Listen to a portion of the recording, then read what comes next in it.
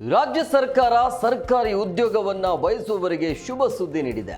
ಸರ್ಕಾರಿ ನೇಮಕಾತಿಯಲ್ಲಿ 3 ವರ್ಷ ವಯೋಮಿತಿಯ ಸಡಿಲಿಕೆಯನ್ನ ಜಾರಿ ಮಾಡಿ ಆದೇಶವನ್ನ ಹೊರಡಿಸಿದೆ. ಎಲ್ಲ ವರ್ಗದ ಅಭ್ಯರ್ಥಿಗಳು ಈ ಆದೇಶಕ್ಕೆ ಒಳಪಡ್ತಾರೆ. ಈ ಆದೇಶವು 2027ರ ಡಿಸೆಂಬರ್ 31ರವರೆಗೆ ಜಾರಿಯಲ್ಲಿ ಇರುತ್ತೆ ಅಂತ ಸರ್ಕಾರ ತಿಳಿಸಿದೆ.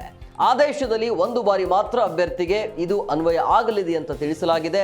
ಹಲವು ವರ್ಷಗಳಿಂದ ನೇರ ನೇಮಕಾತಿಯ ಅಧಿಸೂಚನೆಯನ್ನು ಹೊರಡಿಸಿರಲಿಲ್ಲ. ಇದರಿಂದಾಗಿ ಪರೀಕ್ಷೆ ತಯಾರಿ ನಡೆಸುತ್ತಿದ್ದ ಯುವಕರಿಗೆ ವಯೋಮಿತಿ ಮೀರಿ ಹೋಗ್ತಾ ಇತ್ತು. ಆದರೆ ಈಗ ಆ ಭಯವಿಲ್ಲ. ಸರ್ಕಾರಿ ಉದ್ಯೋಗ ಪಡೆಯಬೇಕು ಎನ್ನುವರಿಗೆ ಇದೊಂದು ಉತ್ತಮ ಅವಕಾಶ.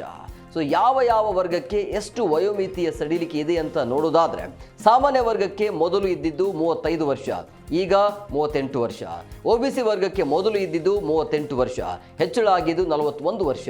ಇನ್ನು SC ST ಪ್ರವರ್ಗ 1 ಮೊದಲು ಇದ್ದಿದ್ದು 40 ವರ್ಷ, ಹೆಚ್ಚಳ ಮಾಡಿದ್ದು 43 ವರ್ಷ ಮಾಡಿ ಈಗ ಆದೇಶವನ್ನ ಹೊರಡಿಸಲಾಗಿದೆ.